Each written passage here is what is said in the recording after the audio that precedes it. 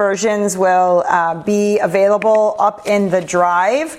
The way that you, let's see, send to chat. Emma, how do I put something so it's not going to go to a direct message, so it's going to go to everybody? Oh, here, everyone in meeting. Oh, simple enough. Okay, so here is where you're going to be able to get everything if you haven't already visited there. Hi, Sarah. So if you go, I'm going to explain a little bit about that, but that link will be important to you. So you'll have the option of the Zoom will be in one folder, and you'll have the option of the audio recordings are going to be in a related folder. But I think we'll get started. So welcome. This is really exciting. My name is Dr. Mia Ozair, and I will give you a little bit of history a little bit about my background in a minute, but I want to just say, so you are now officially joining in and a part of the weekly shiur that I've titled Bakol, Mikol, in the introductory shiur, if you will. And this will be an opportunity for us to just kind of dive in, for me to be able to set the tone of the work that we'll do together.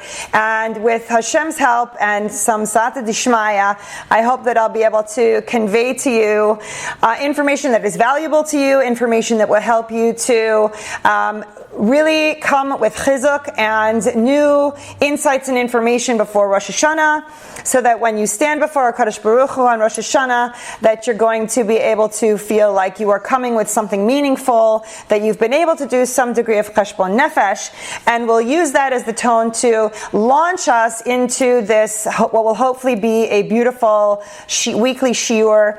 As I said, they're all going to be recorded. If you can't make it one week, that's fine. You can always go in and follow along.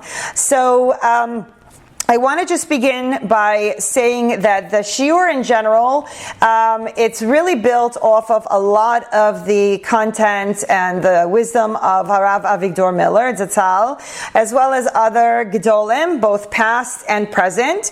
And what I do is I really do extensive research, and I kind of pick topics, and I decide where can I pull pieces of this puzzle, almost as a social scientist, because my background is in psychology, to say, how do we pull together what I can uniquely bring as someone sending out information, where I'm trying to weave in Torah content as well as information that I have built through my bank of wisdom, if you will, over the last 30 years as an educator and a psychotherapist. So just as full disclosure on the first day, I'm not here acting as anyone's therapist or giving personal advice. This is really just an opportunity for us to come together, to grow together. I am working on the exact same things that I am teaching as I'm reading and as I'm speaking. I'm also doing my best to learn. I am by nature and by trade an educator. So I say that anytime I speak, because what that means is I am not here to just give over information. I fully anticipate and expect participation. I request it. I request your comments, your insights. If you know something about what I'm talking about that you want to share, please by all means do. It's meant to be a dialogue, a discussion, an engagement. I do request, almost require, I would say, that you have some type of a dedicated journal or notebook that you're going to use just for our shiur. So whether you're listening on the weekly recording or whether you're participating live in the classes, this is to come together. This is work. So when you're with me, it's a classroom. We do work together. It's always wonderful to be inspired and to listen to things like on Torah Live, but this is mamish a class. I'm going to run it like I would run a college course that I've taught. There's going to be homework that you can choose to do. I would love for you to take notes. I'm going to try to convey valuable information. And then when all is said and done, if you don't want to do any of that, you can always go back to the recording, and then in the Google Drive will also be a folder of what I have as my personal shiur notes, how I've outlined and structured the entire class, so you can go back to that and review that while you're listening to the recording. Does all of that sound good so far? Everyone's there? Okay, so your first opportunity to participate, could you please put in the chat where you are geographically right now? So Julia sitting in my house in Los Angeles. I know where she is. Where are all of you? If you would please just put in the chat so we can see where people are coming from. LA, Vegas.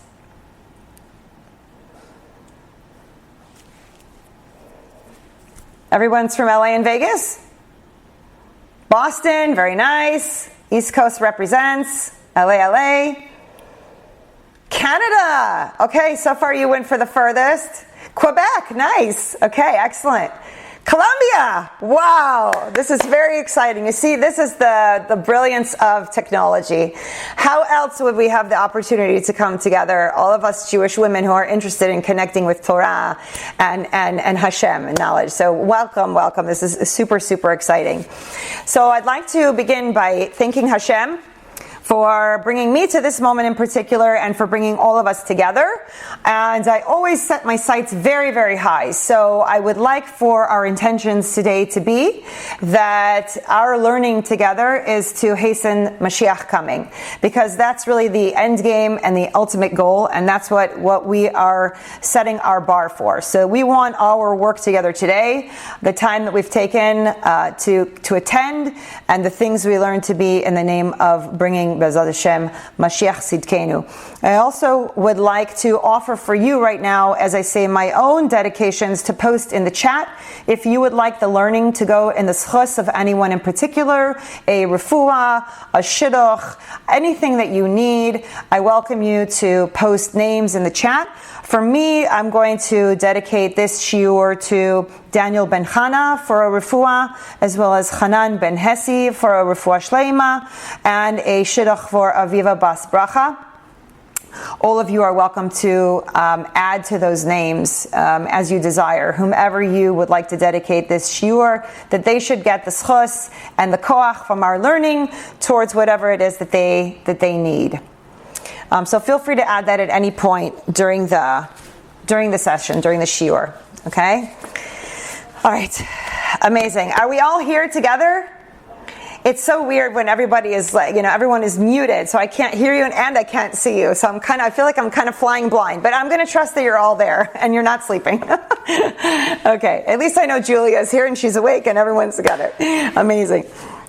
Okay. So I'm going to be structuring this shiur every single week. My goal is going to be that it's going to be somewhere between 45 minutes to an hour. And what will that mean is that I'm going to have to really be conveying a lot of content kind of at a pace. But I don't want that to stop us from engaging in dialogue and being able to ask questions and so forth. So know that at the end of every class, I'm going to open it up to question and answer, comments and so forth. And then whoever wants to drop off can, whoever wants to stay can, and of course if you need to leave in the middle of the shiur for any reason at all, by all means you're free to go, and you can always follow up with the recording. Okay? The sources for this shiur, I'm going to list them out, but they're on the notes, so you don't need to write these down. On the notes that I post, they'll be on there. So I have Toras Avigdor for Parshas Devarim, the Roll House edition, Chovos HaLevavos, commentary by Harav Avigdor Miller, Chodesh Elul with Harav Avigdor Miller Zatzal, Toras Avigdor Weekly for Kisavo, Torah Wellspring from Rabbi Elimelech Biderman Shlita for Shoftim, Kitzetse, and Kisavo, Orach Chaim HaKadosh, Sefer Dvarim, the Art Scroll edition, and the book Gateway to Self-Knowledge by Rabbi Zelig Pliskin. So everything I'm going to be discussing here is sourced somewhere from those sources. Every single week, what I would really love to do is to start by speaking very briefly about one tzaddik, because I believe that we have to be absolutely enamored with and in love with our tzaddikim of past, our sages, those who have led us to where we are today, the ones that we look to for guidance and chizuk and inspiration. And so today, I've picked, of course, Harav Avigdor Miller Zatzal. I have I really do look at him as one of my primary rebbeim.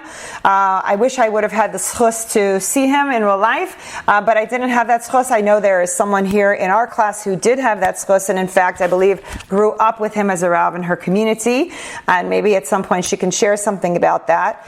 Rabbi Avigdor Miller was born in America. He's one of the American Gedolim. He was born in Baltimore, Maryland in 1908 and passed on April 20th, 2001 in New York.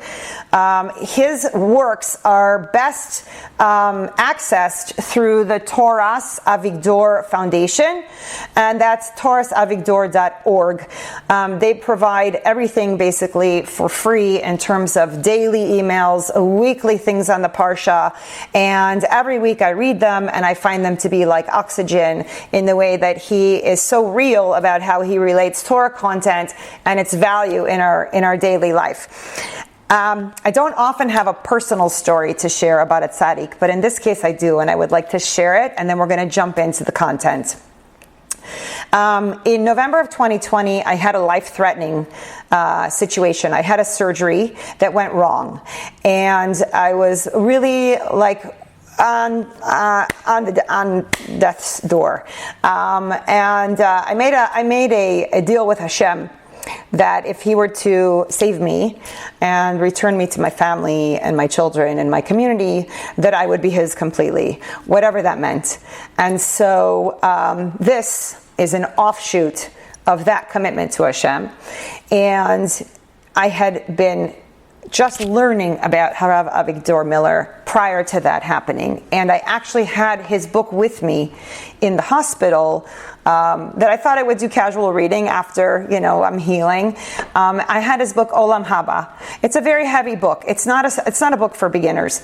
But it opened my eyes to how every single thing we do in this olam, every action we take, every mitzvah we take, really everything we do for better or for worse, chas v'shalom, makes an imprint in Shamayim. And in the end of the day, in 120 years, when we go in front of Beis Din, we're going to be shown all of it. And so it really opened my eyes to the idea of thinking about how do we walk through the world, especially as a Jewish person and especially as a Jewish woman. And it shifted my entire outlook to this idea that in the end, Hashem is going to show us everything, all the good and all the bad that we've done. And Bezat Hashem, that there should be much, much more good than bad. And that any bad we've done, we've been able to make tshuva for and have that completely erased from our slate. So when I was recovering, I had started to read the weekly newsletters, I guess, the Shiurim that they put out for Rav Avigdor Miller. And when I was finally good enough and better enough to walk, on that Friday evening I started reading about the Parsha. I wish I could remember which one it was. But he starts talking about a shoestring. Shoestring, literally, the string that goes through your shoe. And he's talking about the gratitude that we have to have for a shoestring. And he starts talking in depth about a shoestring. And at first I thought, he's really spending all this time talking about a shoestring? And when I got to the end of it, of him talking about a shoestring, and how something so simple makes such a massive difference in the life and quality of a person. He goes on to talk about, can you imagine if we didn't have shoestrings? What would we do? How would we have shoes that would stay on our feet, and so on and so forth? And he has such hakaras hatov for the shoestring. And I thought to myself, oh my gosh, this Rav, in talking in depth about this shoestring, is really trying to convey to us that all the minute details about life that we take for granted are things that we have to have tremendous hakaras hatov for to a Kadosh Baruch Hu. Even when things are chas v'shalom going wrong for us, we have to be able to look and say, I turned on the faucet and the water came out. That's a miracle. I flipped the light switch and the lights went on. That's a miracle. I went to put my shoes on and I had a shoestring, and that's a miracle. So why is this pertinent to me? That was on a Friday evening that I was reading it, and it got me going. It really got me thinking, and it got me starting to look at the world in a very different way, and it really started to make me realize how blessed I am that I have plates to eat on, and I have a table, and I have a bed to sleep in, and I have a pillow that goes under my head at night, and I have a roof over my head, and I have air conditioning, and I have heating. Okay? Now every Shabbos, Bezat Hashem, my daughters and I go for a walk. on Shabbos afternoon. And I can't stop thinking about this shoestring. I become obsessive about this concept of a shoestring. I walk out of my house. I'm about 20 feet from my door, and I look down on the sidewalk, and my daughter says to me, of course, because I'm talking about it all the time to my family, I can't shut up about it now. They're all like, okay, enough already about the shoestring. I look down on the ground, and in the middle of the path, exactly in front of my feet, is one singular shoestring. And I knew in that moment that Harav Avigdor Miller was my Rav. And I believe with all my heart that shoestring was divinely placed there to say, yes, you're getting it. Keep going. I'm here for you. I want you to continue on your path of learning. I did not pick up the shoestring because, I just try not to pick things up off the sidewalk. But it did leave its impression on me. And I'll tell you that last January, when I had the pleasure of going to Israel with a few of my children, I went to Walgreens before I left, and I bought a shoestring. And I held that shoestring in my purse very close to me. And I said, Hashem, if you will help me get to visit the kever of Harav Avigdor Miller in the Mount of Olives in Har Zeitin, I'm going to give Harav Avigdor Miller a shoestring as my gift. And you know what? That is exactly what I did. I made it there safely, Baruch Hashem, and I gave him my gift, a shoestring, in exchange for the one he gave to me that Shabbos. And it was one of the most meaningful, full circle moments that I had, and I haven't looked back since then. And so it is in his chus that we are really all here today, because it was through his Torah and his inspiration that brought me to where I am today. And Bezat Hashem will bring you even further along together. We're going to go down this journey in this shiur, and Bezat Hashem, it's going to ripple out from us to our families, to our communities, and through Am Yisrael. And Bezat Hashem, we're going to bring the Mashiach. Okay? Bezat Hashem, Bezat Hashem. All right, now, I want to... Francine, the story is actually my story. The story is my story. So I'm just letting you know that. So, Francine, yes. So, okay. Now, the topic today, as we are now sitting, we are poised just a few days away from Rosh Hashanah, okay? The clock is ticking, and we have a certain amount of time left to make our cheshbon nefesh and to make our tshuva before we're going to go stand in front of HaKadosh Baruch Hu for the Day of Judgment on Rosh Hashanah, Be'ezat Hashem, that we should all be judged for the good, okay? So, my question to you, and I would like for everyone to unmute if you can at this point, if it's not too noisy in the background from where you are, because I really would like your intake on this, okay? The topic for today is the mitzvah and the power of thought. Today we are going to talk exclusively about the power of thought. And the example that I just gave you was the idea that Rav Avigdor Miller is conveying to us, that the thought, just the thought about having hakaras hatov, about a shoestring, is the gateway to understanding and connecting with HaKadosh Baruch Hu on a tremendous, tremendous and significant level. So I would like to just quickly throw it out to you. What is thought? Have you ever thought about thought? What is it? Can somebody volunteer either a comment in the chat or to unmute yourself and maybe throw out an example? Or Julia, if you have something you want to say? I always think that because our thoughts run faster than we can articulate our feelings, it's that bridge between our mind and our soul. Okay, so Julia's saying she thinks thought is the bridge between our mind and our soul, that our thoughts run quickly, and so that's helping us in an expression outwardly. Who else would like to share something? I really, really do want your participation. Please, by all means, you can unmute and you can share. Don't be shy. Nobody? It's how you connect your thoughts, how your connections. Okay, expand on that a little bit. Ooh, not good at this, please. No, that's okay. You're great at it.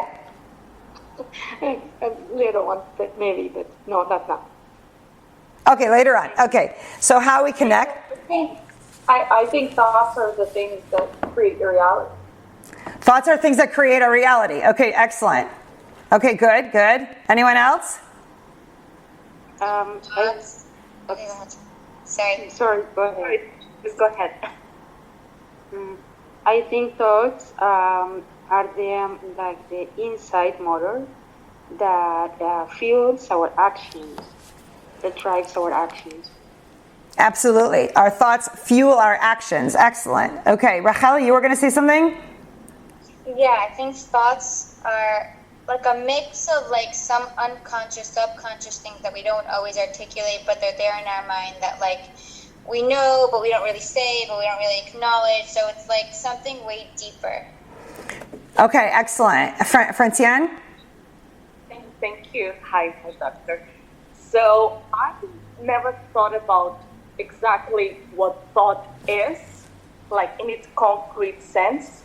But one thing that really gets my attention is to at least based on my opinion, my learning, is that there is a place where the thoughts come from. Okay. There's a place in a dimension where the thoughts come from. And that just in itself make me stop. I'm afraid to ask more questions beyond that. To digest this thought. Interesting. Yes, it does. Meaning you've instilled with yourself a pause button. Meaning I get a thought and I need to make some kind of assessment, evaluation. Where is the source of this thought, right? Is this coming from the Yetzer Tov, the Yetzer Hara? Like where is this thought coming? That's a very, very good safeguard and excellent advice for everybody. Joanna, I see you wrote, thought is hopefully your Yetzer Tov. Good, yeah. Not the other, trying to speak to your neshama to make choices. Amazing. Okay, excellent. So, I'll tell you, I started giving shiurim from the beginning of Elul, and I've been talking in so many different places, and I said to Hashem, I only want the best students. Only the best. And look, I got them. I got the best students. I'm so excited. So we're gonna grow hopefully together. Amazing.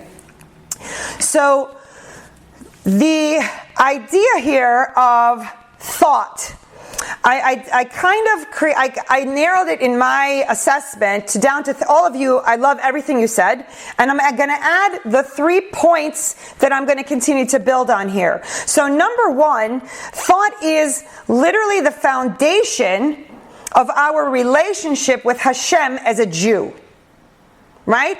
So in order for us to connect meaningfully with Hashem, there must be some type of thought process, thought engagement. Now, it can be on a simple level. I thought to wake up this morning and do Netilat Yadayim, right? That's a thought I had, and it's an action that I took. There's a thought involved with that. But as we know, a lot of times the danger with just thinking about action and doing action is that it can become a rote, automatic process, right? Now, what happens psychologically when we move from a thought that leads us to action and then an action that becomes an automatic action? The thought is no longer involved in the action. It's the same thing like if you get a new car, for example, and all of a sudden your brain is like, okay, I need to understand what all these buttons are for and how do I start it? And the first couple days it takes active thought in order to understand how to run your car. If you go and rent a car and it's a new car and you have to figure it out. But after that first learning curve happens, there's no more active thought involved. The brain, has learned what it needs to do, and it goes into automatic mode.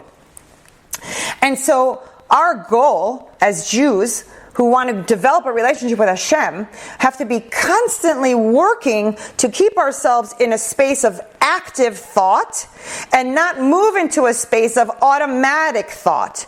Because even though you're still doing the mitzvah, and we're going to talk about this a little bit later as well, you're degrading the level of the mitzvah. Meaning the mitzvah could be so much more rich and meaningful if the thought is maintained in an active space as opposed to going into a rote mode of just the action. Does that make sense to everybody? If it doesn't, by all means, stop me. Okay? All right. The second thing was that we cannot, as human beings, let alone as Jews, we cannot evolve, grow, and develop without thought. It's impossible. Thought is the gateway to personal development. It's the gateway to growth, and it's the gateway to connection to Hashem. So without thought, without actively thinking, we cannot accomplish anything. We will not grow. It will be the same year after year after year. Autopilot is what I call it. So thought is the gateway to growth, all right?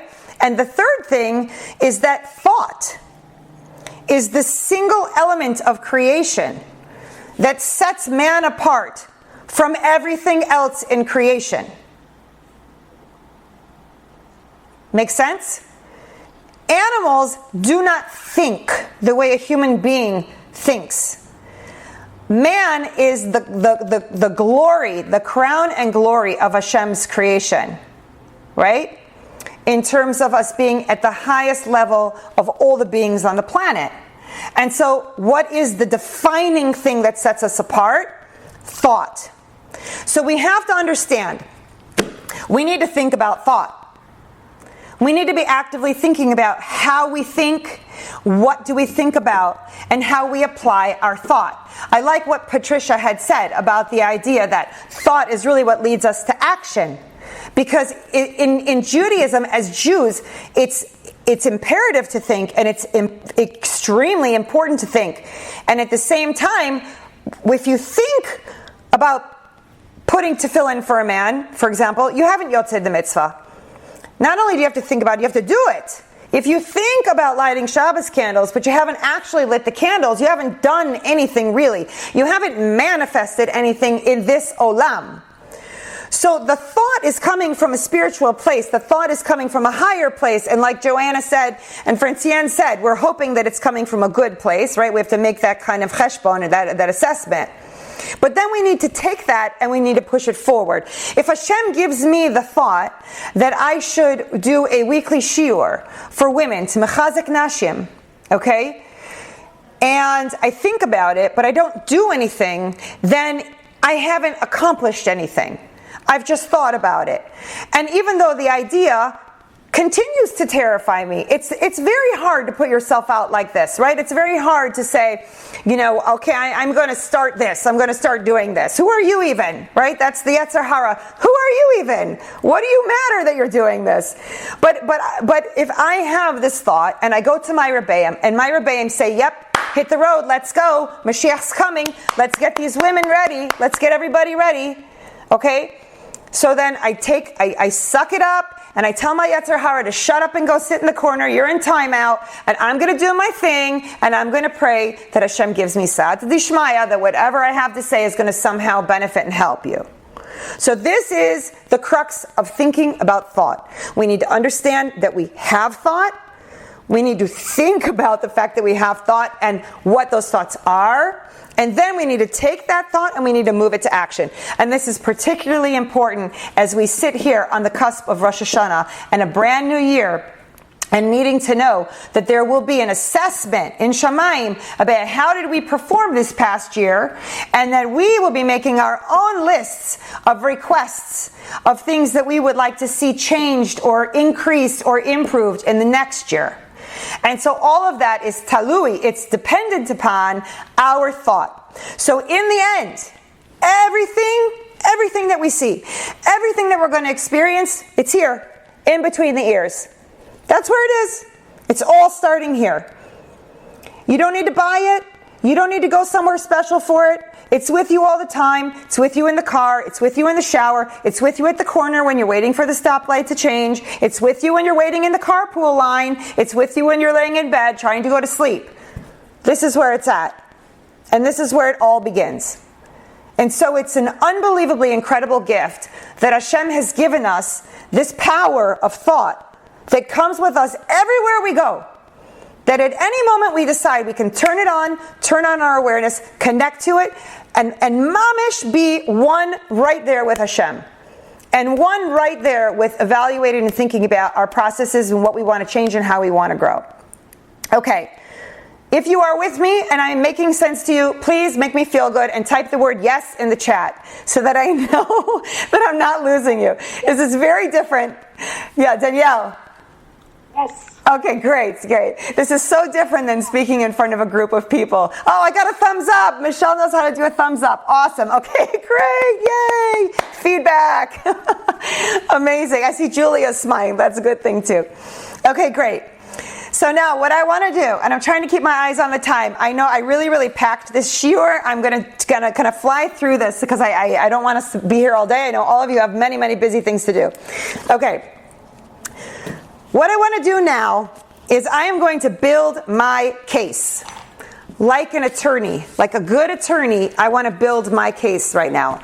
Last night I spent hours, I was doing my case studies, and I was looking up and trying to find proofs for what I'm trying to tell you here today. So if you will indulge me and be so kind as to let me go through a list of 6 items, I'm going to make them each quick, they're not long, that's going to bring proofs to what I'm saying to you about how thought is at the essence of Torah. Thought is at the essence of our success as Jews and as human beings. Okay? So I would like to begin with the Ben Ish Chai. And I am so lucky because if you see right there, he's with us. The Ben Ish Chai is right over my shoulder. I hope he's also with us here in the room. You never know. Okay? I want to bring an example from the Ben Ish Chai of a story about a Jewish merchant. It's such an interesting story because what it's telling us is that the power of our mind is so strong that if we dwell on things in our mind, if we daydream about things in our mind, even good things that we want to happen, but we start to imagine ourselves already in that situation, that we can actually ruin it for ourselves in the physical world because we've spent our schus in our mental world.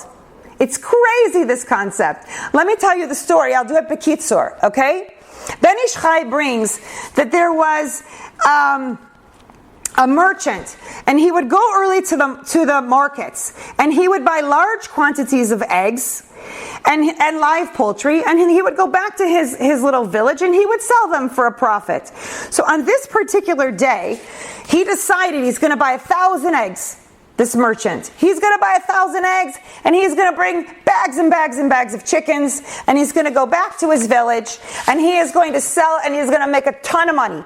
And with that money, he's not going to just go back and forth. No, he's going to save some of the eggs, and he's going to put some of the live chickens on top of the eggs, and he's going to have more eggs, and then they're going to hatch, and on and on and on. And he's going now from the market to his village. He has bags of chickens, and he has 1,000 eggs in crates balancing on his head. Can you imagine it? How they used to do it in the old days? They didn't have, cars, and they didn't have Uber, and things like that. And he's walking with his bags and his eggs on his head all the way up to the sky here. And he's in his mind, and he's walking, and he's imagining, and already in his mind he's so rich that the king is going to come and visit him. Because he's so rich and so important. He's such a big businessman, and he's enjoying this thought and all the kavod he's going to get from everybody by how wealthy he is. And he's imagining now that the king comes with his caravan, and he comes to the village, and he's imagining that he's going to open up the doors to his home, and the king is going to be standing there, and that he's going to bow his head to the king out of respect for the king coming to visit. And so he bowed his head. What happened? All the eggs fell down, crashing to the ground, and all of his fantasy and all of his dreams went down in a pile of smashed and broken eggs. And the Ben Ish Chai brings this as an example to say that Chazal tell us, and it talks about even in Kabbalah, that if you spend too much time in your thought, that you can actually use up your schus for what you want it for. So it's okay to use your thought to say, I have a certain desire, I have a certain want or need that I want fulfilled. But you have to do your hishtadlus in this world and then give the rest of it to Hashem. Don't dwell in it. Do you understand the power of the mind here that the Ben Ish Chai is bringing? He's giving us a warning here to say, look how powerful you are. Look how powerful your thought is. Almost so much so that you can live your life here in your head to the point that it will not manifest here in the Malchus. Make sense? Okay, so this is my first example. Second example is having to do with the Bikurim. In this parsha, right? In this parsha, Kitavo, we're talking about the Bikurim, the first fruits that we're meant to bring. Okay? And the mitzvah of Bikurim, it's talking about in the Mishnah that people used to physically bring the Bikurim. But in the Mishnah, it brings that, let's say for whatever reason you're not able to get to wherever you know to go to bring the Bikurim. It says that the mitzvah of Bikurim, for this mitzvah, can even be performed in a person's thoughts. And what do they mean by that? It says, if one thinks that this fruit that I have should be Bikurim, it becomes Bikurim in Shamayim. Isn't that mind-blowing? The idea that just to think that something should become Bikurim, it becomes Bikurim. This is the power of our mind. This is the power of our thought process. Okay? This is point 2. Okay, example 3. It talks about, Chazal talk about that there are 3 things that will broaden a man's mind. And in this case, they're really talking about men. Okay? It says, Shlosha marvichim dato shel adam elohen diranae v'ishana'a v'kelim na'im. There are 3 things that broaden the mind of man. A beautiful home, a beautiful wife, and beautiful utensils. Okay? So, the Riziner Rebbe brings that the simple explanation to this is that, yes, in the physical world, if you have a beautiful home and you have a beautiful wife and you have beautiful dishes, that this is going to make your mind feel peaceful. But the Riziner Rebbe says something else. He says, he understands the Gemara as follows. If you broaden your mind and you recognize that the home that Hashem gave you is beautiful, and the wife that Hashem gave you is beautiful, and that the utensils that Hashem gave you is beautiful, then your mind will broaden to realize that Hashem has given you everything that you need. So here we see that this is, again, about what is in your mind. It's not about having a physical thing, and then your mind can broaden. The Riziner Rebbe is saying, no, you have what you have. Hashem gives you what you need. It's in your mind that you need to open up. It's in your mind that you need to broaden yourself to be able to love and appreciate the gifts that Hashem has given. He teaches to the ADD amongst us. We can talk about that then. I'm happy to talk about questions. Okay, so this is number 4.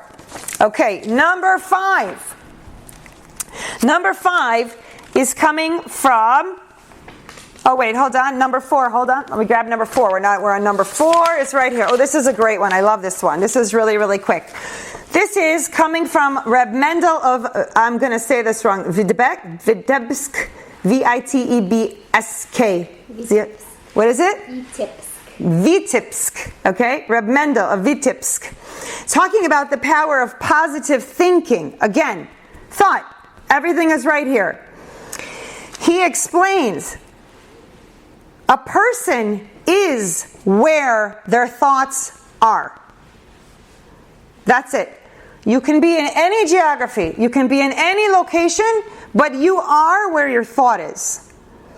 When you trust in Hashem with your thoughts, then you are in the realm of Hashem's kindness. When you are worried, when in your thoughts you have some discontent or worry, then you become limited and bound by deen, chas v'shalom, by judgment. Meaning, if you think that everything will work out, and you say, I understand things are hard right now, but I know that I have bitachon in Hashem, and I know that it's not over until everything is okay. It's not over until it's good. Everything Hashem does is for the good, I just can't see it right now. So wherever your thoughts are, that's where you will be held to. if you stick in the worry, if you stick in the concern, if you separate yourself from the bitachon in Hashem, then you become stuck in that deen, in that judgment, chas v'shalom, that holds you.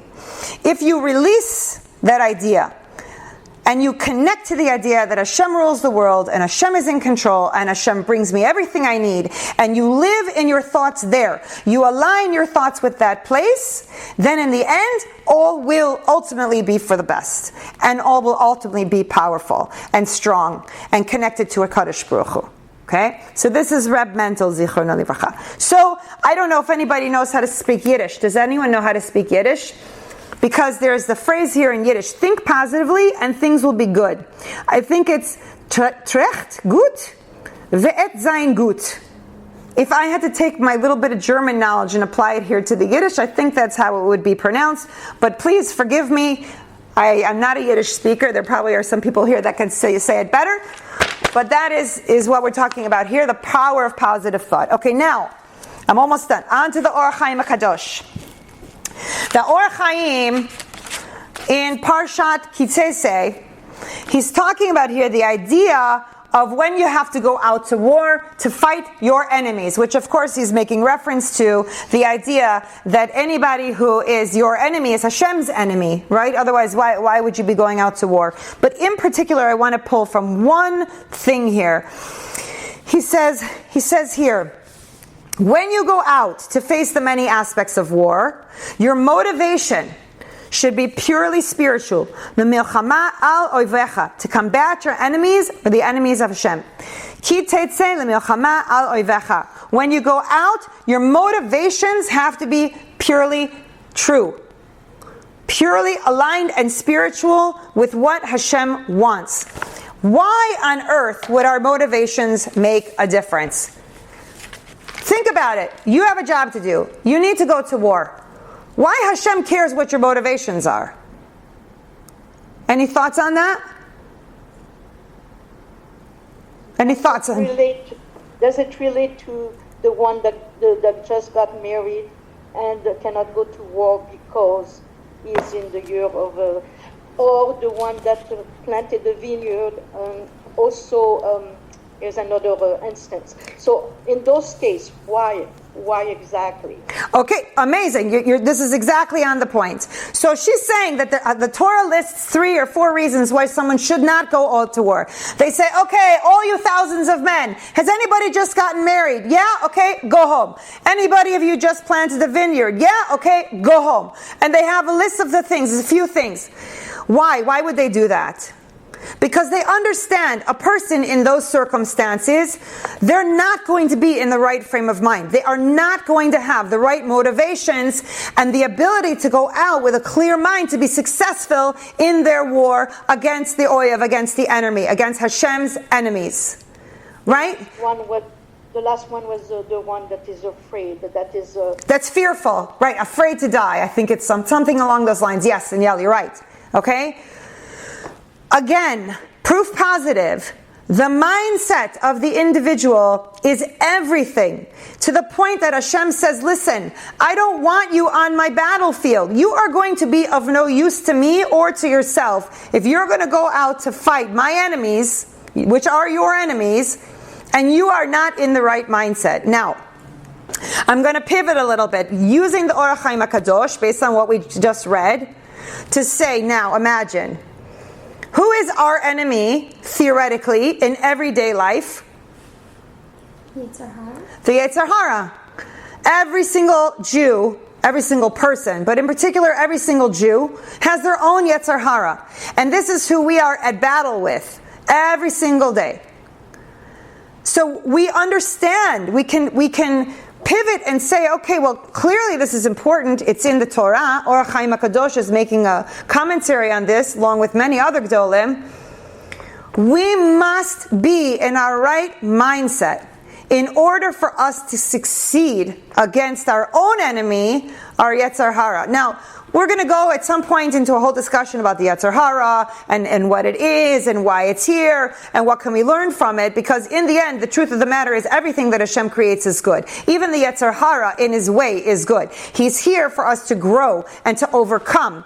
And he's here and he's a master at his game. He knows exactly what buttons to push. He knows exactly where our weaknesses are. And he is constantly and consistently testing us to see how we're going to perform in any given situation. But we've just read right here that if you're not right in your head, if you're not in the right mind space, and as a Jew, that mind space must be that you are aligned with the mission and the vision of HaKadosh Baruch Hu and his creation, then you're not going to be in full form. You're not going to be connected to all of your power. Your mind has to be in the right place. And this is where it's all got to begin in order for you to succeed in your own personal battles, in your own personal challenges in your life. Make sense? Okay, the last one I have is also, this is, I think, an incredibly important one. This is the last point in building my case. I hope I'm doing a good job so far. And I'm convincing you the power of the mind and the power of the thought and the power of how this impacts our connection with HaKadosh Baruch Hu and our ability to succeed as Jewish women, especially in this very complicated and very challenging world as we stand at the footsteps, at the petach of Mashiach coming. And why we, each one of us, need to become in the mind space of a spiritual warrior. Because that is in essence who we are. We as Jewish women are going to lead the way for Mashiach coming. We did it before and we will do it again. And so my design of this class is really with this in my mind to say, I need to build strong Jewish women who are warriors, who are willing to fight for the vision of HaKadosh Baruch Hu and his creation in their minds, in their homes, in their communities, and have that ripple out throughout the entire world. Because everything we do matters. Now, in this last point, and I think this is maybe the strongest point of everything I've discussed so far, Chazal tells us every single mitzvah that we do, however big or however small, comes in front of HaKadosh Baruch Hu for an evaluation. I'm going to use tzedakah as an example because I think it's the simplest one and easiest one to understand.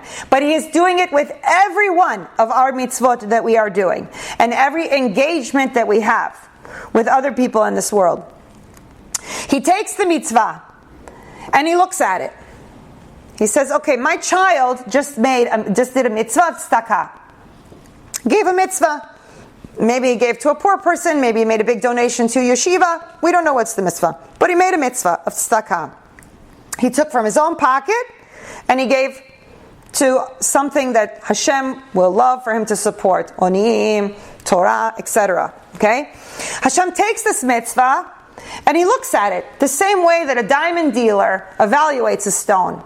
He looks at the stone and he says, I'm going to look at the quality, I'm going to look at the clarity, and I'm going to look at the intention and the mindset of the individual when he gave that tzedakah, when he did that mitzvah, so that he can make an assessment as to the true nature and value of the mitzvah that was just done.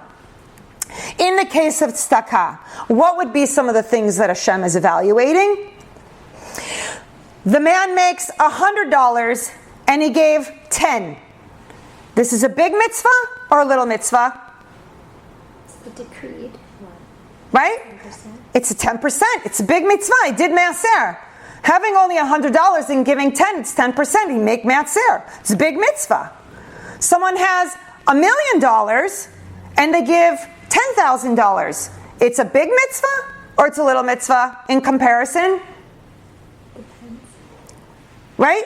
Well, if he has a much bigger basket and comparatively he gives a smaller amount, so in Hashem's eyes, theoretically we could say, he might look at the poor man's mitzvah as greater than the rich man's mitzvah. Right? Because comparatively, one technically gave more than the other, even though the mitzvah of the rich man is still a mitzvah. He's also going to take the mitzvah and he's going to say, how did the man feel when he had to open up his hand and give the money? What was going on in the mind of the person as he gave? Was it, he's cringing, painful, like pulling teeth to give the money? It hurt him to separate with the dollar. Or did he give the mitzvah freely? You know what? This is not even my money. This is Hashem's money. I'm just the carrier. I'm just the guardian. I'm just the one who's the shaliach. It's not even mine. Here, take it, please, with all the love. With all the love and all the kavod. You need more? Come back. I give you more. This is the cheshbon Hashem's going to make for all of our mitzvot. It's annoying to you to try to light candles on time, or it's a pleasure to you to try to get there 5 minutes early and light candles before. Hashem sees and knows everything. Not just the physical aspects of what we're doing, but all of our thoughts and processes and feelings that are going into that mitzvah. And so, ladies, as I'm building my case to explain to you how important your thought processes are, where your thoughts need to be aligned with, and how powerful they are, and the influence and the impact you have on yourself, your spouses, your children, your parents, your co-workers, everyone that's around you. You have to begin to understand you are a superpower. You are like a nuclear reactor as a Jewish woman. Everything you do makes a difference and matters. And so even if it's the smallest little thing that you decide to do to make a change, to add to your mitzvot, to align your thought process more closely with Torah and with the intentions that Hashem is looking for from us, then you are moving mountains in Shamayim. Mountains. And it is a tremendous chus to be a Jewish woman and to hold this koach and to honor it and to pass it along in whatever way God intended for you to do it. Now, that's a very important thing what I'm saying right now. And it's not even in my notes, but I really want to convey this. Every single one of you is a unique and irreplaceable creation of Hashem. Hashem designed you with your own likes and dislikes, talents and deficits. He knows how you think. He knows how you act. He knows that He put you into this world in a certain way, and He wants you the same way a diamond becomes a diamond out of pressure. It just used to be a hunk of coal, and pressure and stress comes this gorgeous thing that's a diamond. You're the same. Whatever you're going through, it's because Hashem is trying to make you the best version of yourself. But you are uniquely you, which means that you have a specific way in which to demonstrate your skills and your gifts to this world.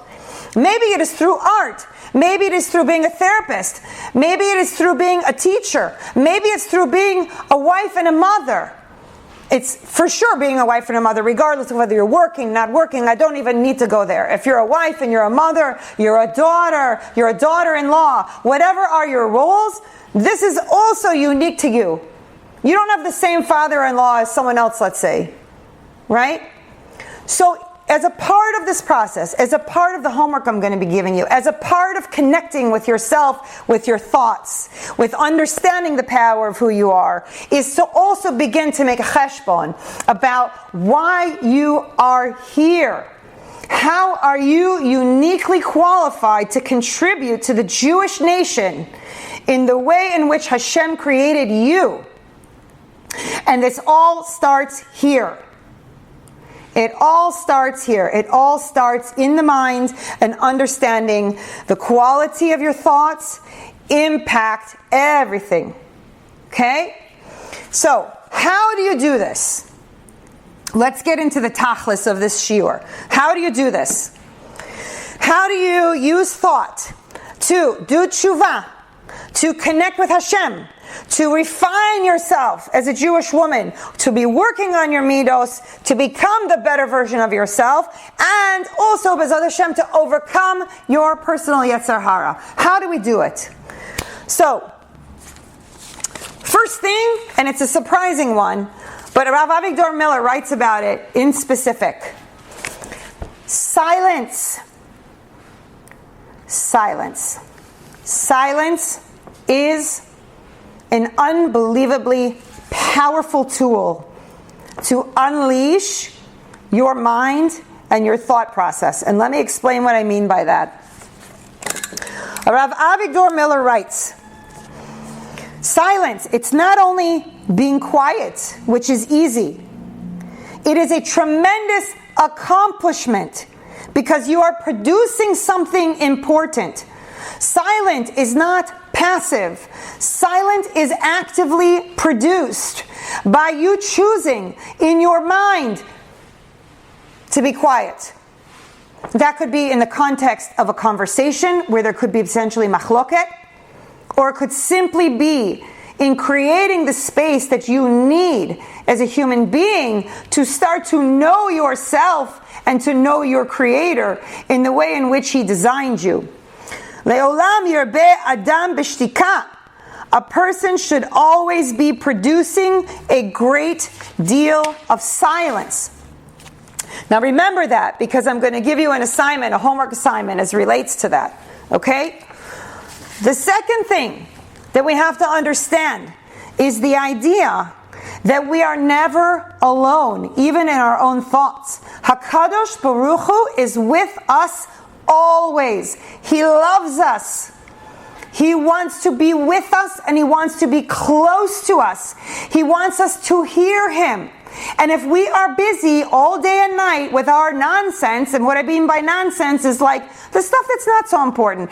I don't mean taking care of children and all the big rocks that need to go in the jar before all the small rocks in order to fit everything in, right? You know that analogy. I'm talking about all the little stuff.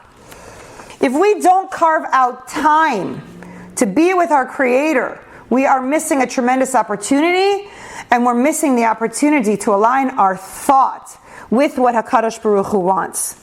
So he writes in here, Rav Avigdor Miller, the person who is able to live according to Chovos HaLevavos, to have in mind always that we are surrounded by Hashem, even when we are alone, and to align our thoughts that we behave in a manner that Hashem knows what we're thinking and what we're doing and what we're hearing and what we're seeing.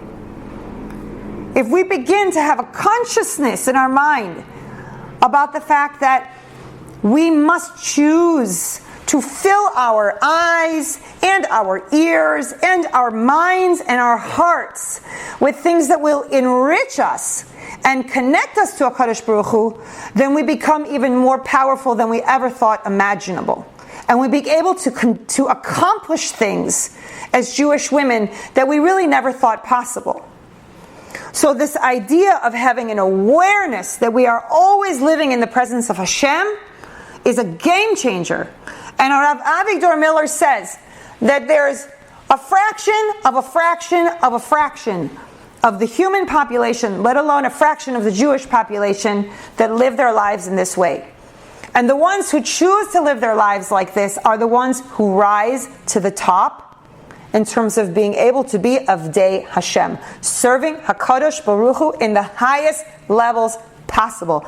Everyone at their level, le'at, climb the ladder, build themselves, grow as a human being, be'ezrat Hashem, every single year better than the year before. Okay? I hope you're still with me. I think you are. I see comments. Okay? All right. Let me just glance here. Okay, so of course, an attitude of gratitude. We touched on that earlier when I was talking about the shoestring and the water coming out of the faucet and the lights going on when you flip the light switch. And to get even more deep and meaningful, that when you say goodbye to your children in the morning to go to school, that Be'ezrat Hashem, when they walk in the door, you literally every day, it's almost like you need to say Shechianu. To have that level of gratitude that Hashem granted you to see your loved one again every single time. For me, that's very personal, because I was brought to the brink of Chas v'Shalom that not happening. And so for me, it's at a very heightened level. And so I encourage all of you, without something dramatic and traumatic having to happen, to gain that level of awareness and to appreciate every time you put your eyes on someone that you care about, or that you're able to walk with your own legs into a place that you like to go, like your parents' house or the synagogue, or whatever is meaningful to you. Okay? Using your mind for the power of good, immersing yourself in mitzvot, immersing yourself in dedication and consistency to self-improvement, and touching on anything that smacks of Torah, and keeping your eyes on the prize of wanting to have the closest connection to HaKadosh Baruch Hu that you could possibly have. Finally, and this is a big one, ladies, and I'll say it's probably one of the hardest ones in the day that we live in, the time that we live in. You must safeguard your mind.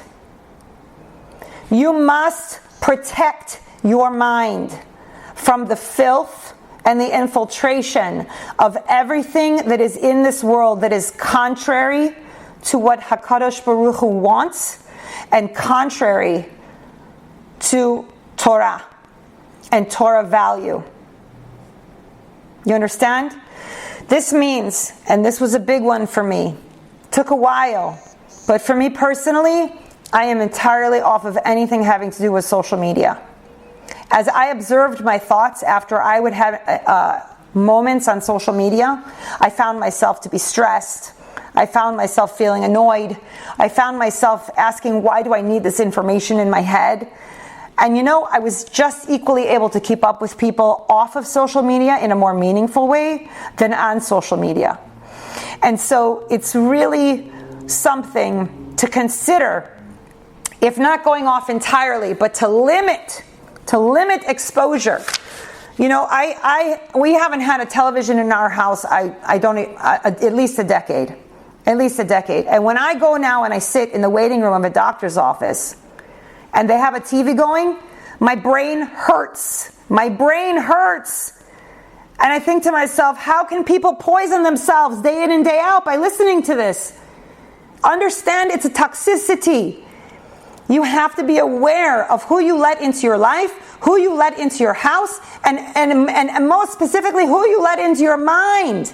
Who's taking residence up there? If they are not serving you and their presence in your mind is not serving you, get rid of them. Or limit their ability to rent space in your head. You need that space. You need that space to become the best version of yourself. So you have to set boundaries. The same way that Hashem sets gates and boundaries around all the different halachot, so we know how to observe Shabbat, and how to observe Taharat HaMishpacha and keep the family kadosh, how to do all these kashrut. Hashem has gates everywhere protecting us. But you are the only one who can choose to set up the gates of your mind. You're the only one who has control on that.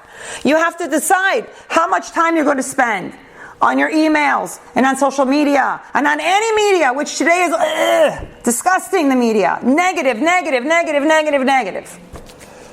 I came to a conclusion after I had this life-threatening incident 2 years ago. If I need to know it, Hashem will find a way to tell me. I don't need to hear the news. And you know what? I became a happier person almost immediately. Because 99.9% of the stuff that's breaking news, every 5 minutes breaking news, guess what? No. If Mashiach comes, this is breaking news. Come tell me, I want to know. The rest of it, I don't care about. I don't care. I don't care about your studies. I don't care about who said what to whom. I don't care who's running for office. I don't care anymore. I have set my gates and my boundaries. My focus is on HaKadosh Baruch Hu. It's on you. You, by the way, you're all mine now. You're under my wing. I'm just letting you know that you're mine. And I'm here for you in whatever way I can be. So just know you can email me anytime. That's my commitment to Hashem. I want to be here for you guys in whatever way that I can be. Okay? So I hope you're understanding what I'm saying. I hope it's going from milev lalev, from my heart to your heart, and from your heart to your mind, so that when you leave here today, you have some things to think about, and you have tools with which to make some changes and to really think about how you want to face HaKadosh Baruch Hu on Rosh Hashanah. Okay? All right. I'm going to give the homework assignment before you're meant to do before next Shiur. And then from there I'm going to open it up. And anybody who has questions or comments or things to add, by all means, I welcome you to do that. Okay. So your first assignment for your homework, and again, I encourage you to get a dedicated notebook, journal, whatever floats your boat, whatever is going to work for you. Okay. Number one. And honestly, the Yetzer Hara is going to try so hard to keep you from doing these things. I promise you. Every time you sit down to do this, there is going to be something going on. And you just have to tell him, like I do, you are in a timeout. I call him out on his shtick all the time. He may not like it, but I do it. So you tell him, you know what? You are in a timeout. I'm busy. I have work to do. Okay? Number one. Between now and Rosh Hashanah, Be'ezrat Hashem, you are to take minimum 10 minutes every day, 10 minutes, and I want you to sit in silence. That means no radio in the background, no phone blaring, no work calls, no husband coming and say, make my dinner, nothing. 10 minutes. I don't care if you have to find a closet in your house, preferably one with a light, and go in the closet and shut the door and don't tell anyone where you are. I have literally done that before. Okay? Go in the closet, shut the door. Okay? The clothing makes for a nice sounding, sound prevention. Okay? And you're going to go in there with your journal and you're going to spend 10 minutes. And here are the things you're going to do in your journal. Ready? You're writing it down? Here are the things. And it's in the notes again. You'll be able to get this from the Google Drive. Number one, you're going to make note of all the things that were amazing for you this past year. Amazing. We're going to start with Hakaras HaTov to HaKadosh Baruch Hu. What do you have gratitude for? What do you have gratitude for? Now, interestingly enough, Rav Avigdor Miller brings a very unique way to do this. Not only should you write down on that list about the things that you have gratitude for because they happened. I got healed from something, Baruch Hashem. My parnasa was good, Baruch Hashem. My kid got into the school that I want, Baruch Hashem. All the good things, amazing things that happened. I want you to try to come up with at least 3 things that did not happen.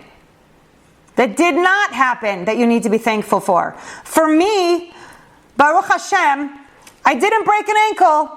2 years in a row I broke the same ankle. This past year, I didn't break an ankle. Baruch Hashem!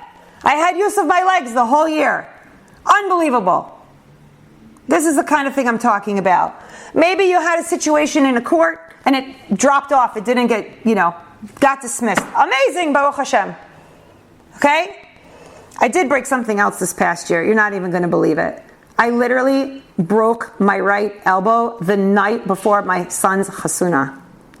Kapara Alam Yisrael. Okay, anyway, it was still amazing, and I had a cast. All good. Baruch Hashem. Even this, Baruch Hashem. Gam Zula Tova. Okay? All right, so number 1, things that were amazing.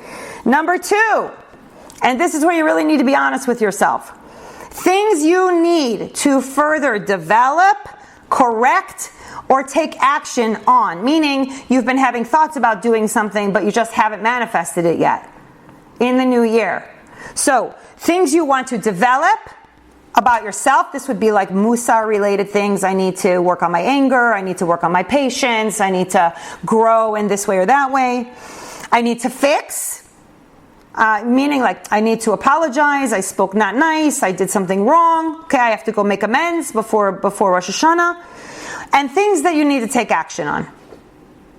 Makes sense? These doesn't have to be a long list. It should be a meaningful list. It should be stuff that moves the needle for you. So that when you're standing before a Kadosh Baruch Hu, he says, you know what, my daughter, I'm really proud of you. I'm really proud of you. And because you took those steps, I'm going to bring to you Rachamim, and I'm going to grant you what you want and what you need. Because I see that you took it seriously.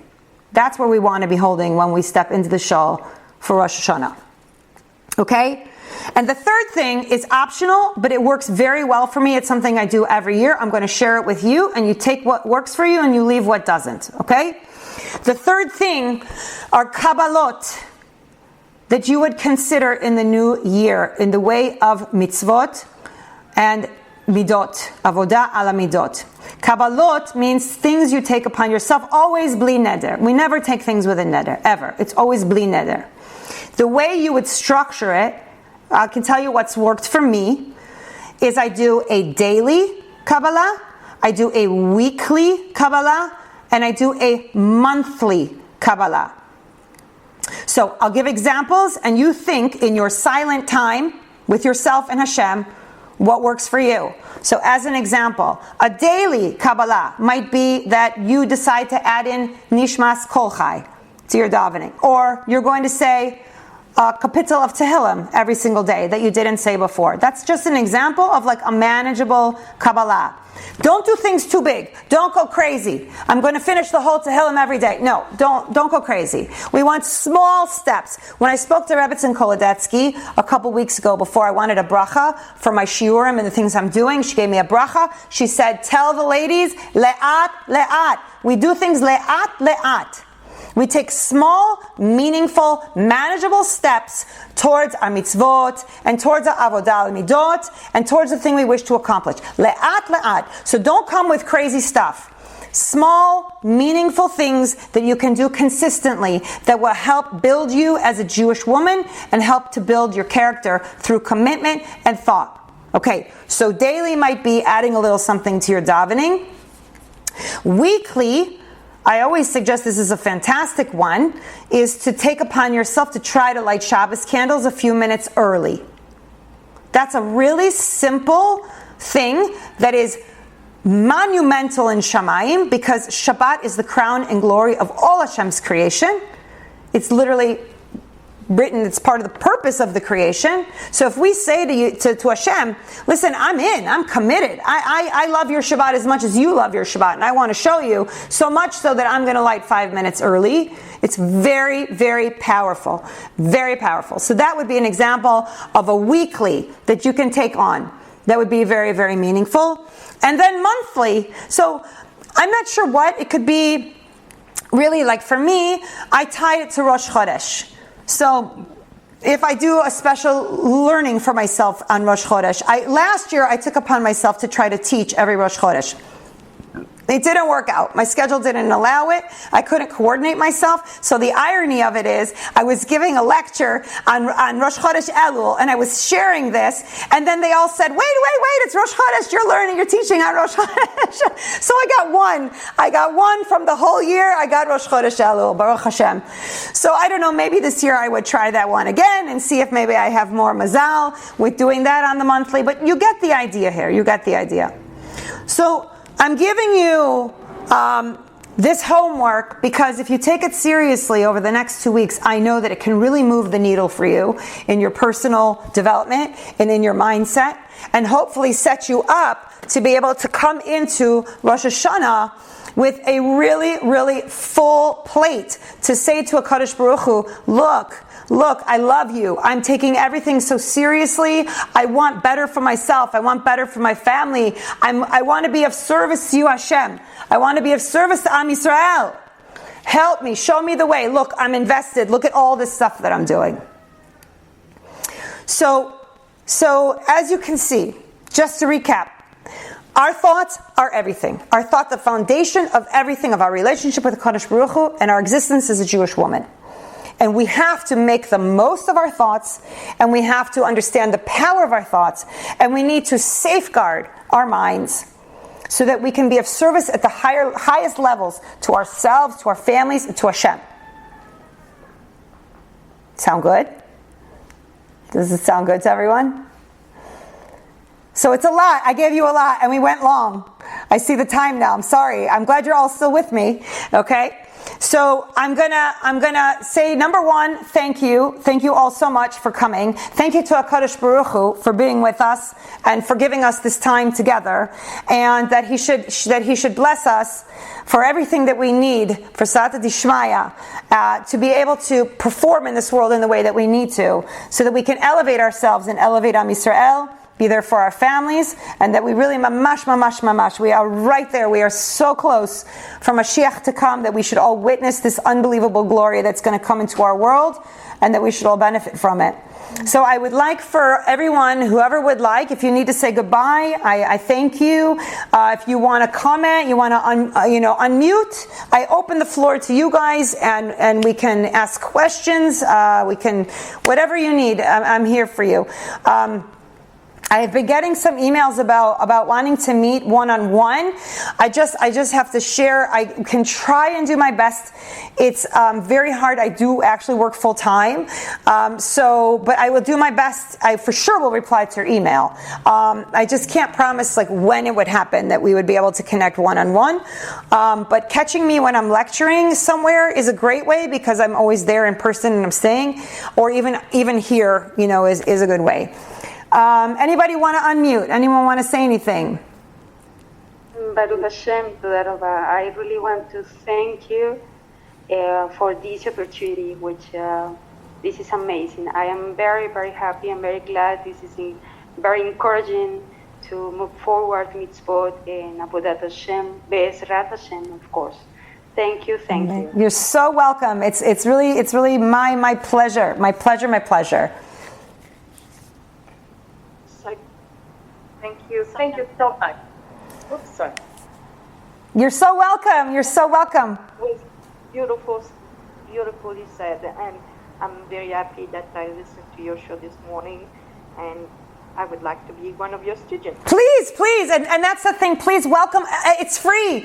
You cannot even. There is no way to give me money. You cannot follow me. I did this in such a way that you understand. It's mamash. I'm doing this for Hashem. I'm doing this for you. You cannot give me money. You cannot follow me. I don't have social media. I'm totally offline. So bring other women in. Let's grow this. Let's work together. Let's learn together. Let's support each other. We are the power and the foundation of Am Yisrael. We really need each other. We need to do this together in order to bring Mashiach. Be'ezrat Hashem. I'm very happy. Okay. Yes, Francienne. I thank you for sharing about your experience with social media, because it resonates so much with me. Because I have for years, get away from it. And every time that I go back, it's just it's so overwhelming. But so thank you for sharing, because that's inspiration for me. Good. You're sure, and it strengthened me. So thank you. Oh, Baruch Hashem. I'm so happy. I was definitely a much happier person once I left social media. No doubt about it. Anyone else? Okay, well, I'm always available by email, and I will be putting the Zoom recording in a special folder for the Zoom recordings, and the audio recording in the audio files, and you're welcome to access it through the link.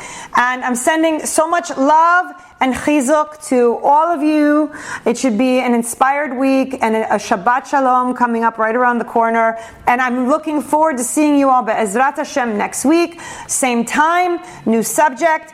And we will march on. We will march on together. We will grow, and we will do our best to serve Hashem in this way. Sound good?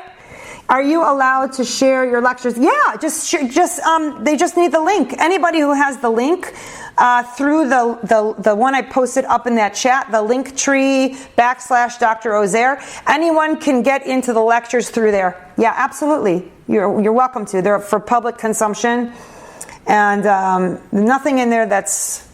And I'll make sure to get the recordings and the Shiur notes up there as quickly as I can, so that you can go back and reference them.